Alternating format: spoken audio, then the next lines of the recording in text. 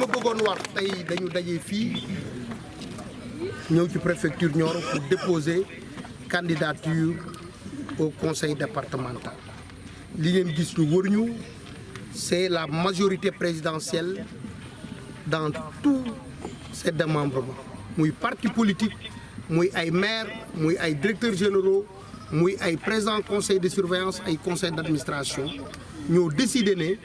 suñu avenir u département ñun ñoo koy jëlal suñu bopp fi ñu jëm dañu jëm pour woo Nioro ci changement woo nit ñi ci jàmm parce que li fi xew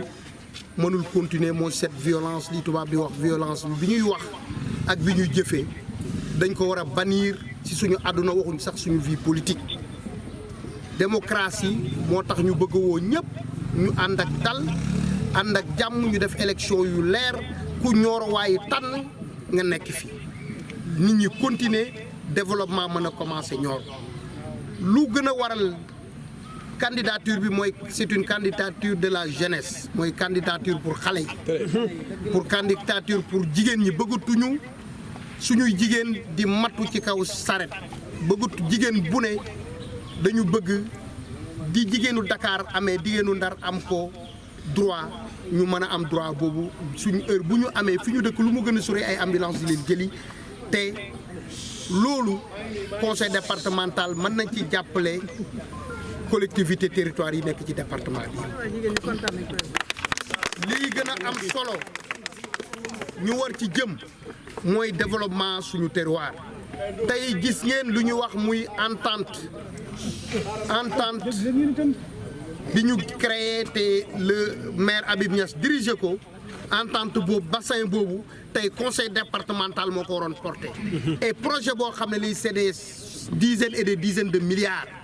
donc dinañ ko porter nous au conseil départemental su ñu joxe seenu mandat xale yi soxlaatuñu dem Dakar xale yi soxlaatuñu dem France parce que lépp lu ñu soxla wala ñu dem Europe mën nañ ko am fii c'est un projet de développement un projet structurant ñu ngi ciy liggéey avancé nañ ceeg bailleur yu bëri deuxième proposition bi ñu def comme ni ma ko waxee mooy ndaw yi commune bi yëpp am problème seen étudiants yi amuñ fu ñu dëkk Dakar te commune yi attanatuñ ko amuñ ko seen budget te conseil départemental soo fa demee monsieur Matala Fall conseiller la Abibou bi conseiller la seen budget jege na 400 millions wala 300 millions nañ ma wax ban association d'étudiants nañ ma wax ban association d'élèves lañ ci jàppale jënd nag ñun dañoo sonn ci jënd ceeb dañoo sonn ci jënd suukar ci alalu conseil départemental bi ku ko mën génnee ko sa poche nga dimbalee ko askan bi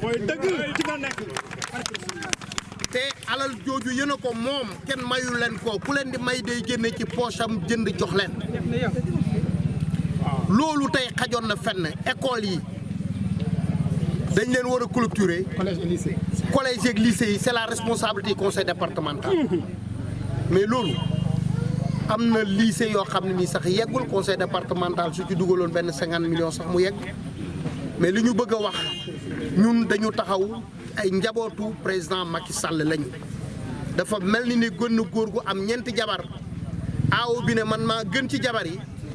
ñi ci des yëpp seeni doom barkewul ñun ñëpp njabootam lañ parce que ñun ñëpp ñoo ko fal depuis 2012. mooy dëgg dañoo xeex kenn ëppale ñu ci Macky Sall amul kenn kuy yuuxu ku ñu ëppale ci Macky Sall falu ak faluwaat.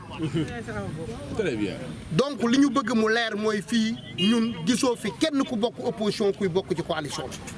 kenn du ci bokk képp ku ci bokk yaa ngi bokk ci njabootu Macky Sall. li ñuy wax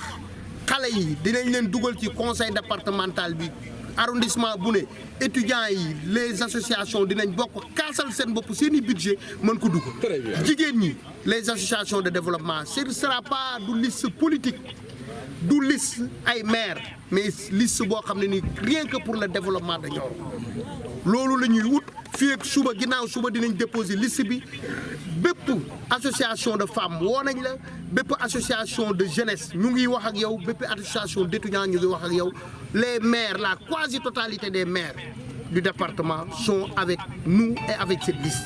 L'ensemble 80% des élus de ce département sont avec cette liste.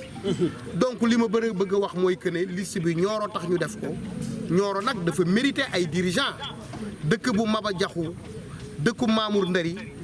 dëkku Ndiogu Wàkk Ba dëkku Mamour Ousmane Ba dëkku Mamadou Wade dëkku kilifa yi aada diine yi nga dem Proxaan Maam Jaara Bousso nga dem Daaru Salaam El Hadji Omar Ndaw nga dem Taïba Niassène El Hadji Ablaye Niass nga wër feneen li fi nekk ci kii mérité nañ ñoo xam ne nii nga dem Touba Saloum soriwul dara nga fekk fa nga dem Kokakoto nga xam ne jumaa ju El Hadji Omar Tall mësal ci àdduna Kabakoto la nekk mérité nañ ay yeneen dirigeant mérité wuñ ay dirigeant yu ñuy woo ci xuloo ci xeex liggéey la ñu woo ku mën a liggéey léegi nag jànneeg saaga daf fi jeex parce que nodd nañu te nag bëre dina am ku ko bëgg ku ko bëggul